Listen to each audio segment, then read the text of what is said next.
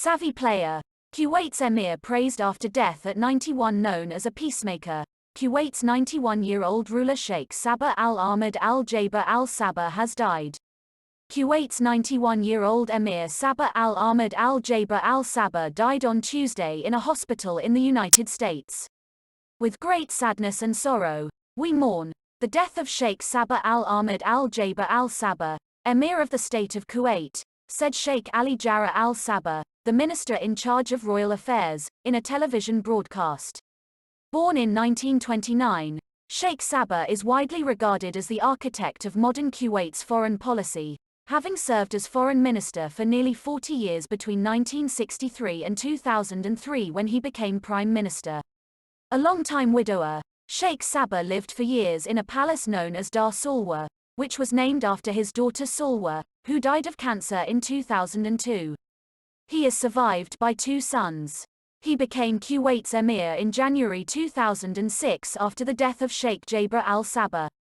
In August 2019, Kuwait acknowledged Sheikh Sabah suffered an unspecified medical setback that required he be admitted to hospital. In July 2020, he flew to the United States seeking medical attention after undergoing surgery.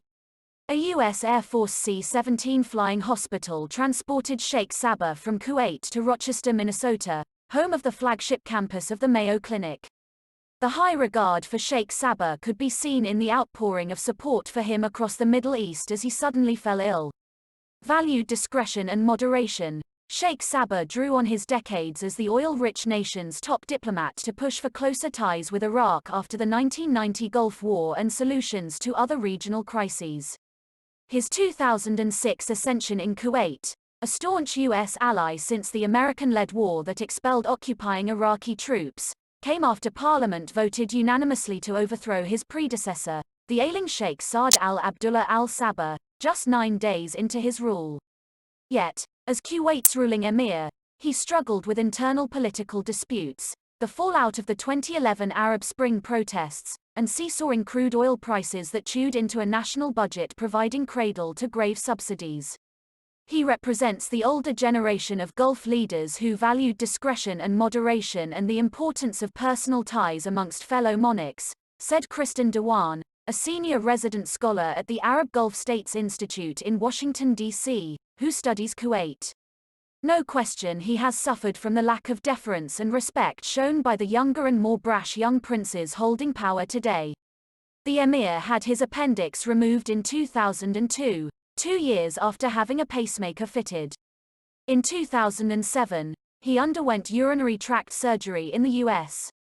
When the emir was absent in the past, 83-year-old Crown Prince Nawaf al-Ahmad al-Sabah, the emir's half-brother, was appointed acting ruler as per the country's constitutional law. Sheikh Nawaf is an elder statesman who has held high office for decades, including the defense and interior portfolios. Sheikh Sabah had pushed for diplomacy to solve regional issues, such as the continuing boycott of Qatar by 4 Arab nations. The emir hosted a summit in 2018 that saw 30 billion pledged to help rebuild Iraq after the war against the ISIS armed group. Sheikh Sabah also played a role in raising aid funds for Syrians suffering as a result of that country's civil war, hosting international donor conferences in 2013 and 2014, and pledging hundreds of millions of dollars of Kuwaiti wealth. One of his greatest challenges as a diplomat, however, came with the boycott of Qatar that began in 2017. Sheikh Sabah positioned himself as a mediator for the political dispute, which he warned in a White House appearance in 2017 could have led to an armed conflict. Thank God. Now, what is important is that we have stopped any military action, Sheikh Sabah said.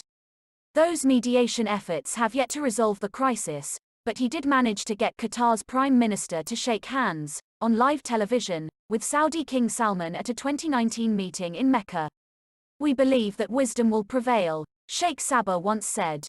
Sheikh Sabah's death comes as the nation continues to fight the coronavirus pandemic, which has infected more than 103,981 people and caused 605 related deaths in the country of 4.1 million. Its health ministry said more than 95,500 people have recovered from COVID-19. One learns from the past. Sheikh Sabah's life spanned two very different Kuwaits. He was born on June 16, 1929, just as the country's pearl diving industry would collapse. Within the decade, Kuwait would strike oil. Engineers would eventually confirm the tiny country had the world's sixth largest known oil reserves. He became Kuwait's foreign minister in 1963 after holding a number of other governmental posts. He would remain in that position for 4 decades, making him one of the world's longest-serving foreign ministers. His country's greatest crisis came in 1990 when Iraqi leader Saddam Hussein invaded Kuwait and occupied the nation for 7 months. Fleeing with other Kuwaiti officials to neighboring Saudi Arabia, Sheikh Sabah collapsed and lost consciousness at one particularly stormy meeting of Arab leaders. On February 24, 1991, U.S. troops and their allies stormed into Kuwait. It ended 100 hours later. Even before the U.S. entered Kuwait, Sheikh Sabah and others began suggesting a permanent American presence in the region might provide them protection from Iraq and others. One learns from the past and learns about it for the future, Sheikh Sabah reportedly said. One has to consider arrangements that would make not only my country stable but make the whole area stable. Today, Kuwait hosts some 13,500 American troops, many at Camp Arifjan south of Kuwait City, which is also home to the forward command of U.S. Army Central.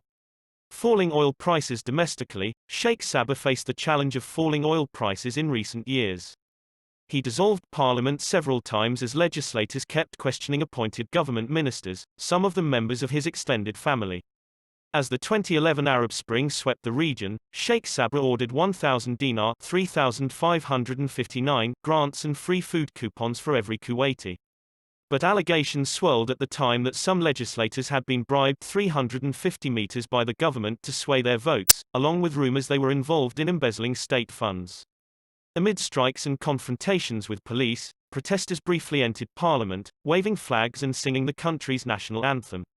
Sheikh Sabah nevertheless maintained power while still allowing protests, a rarity among Gulf leaders. Sheikh Sabah proved a savvy player of the internal politics of the ruling family, Dewan said. News from Al Jazeera. Please subscribe to my channel. Thanks for watching.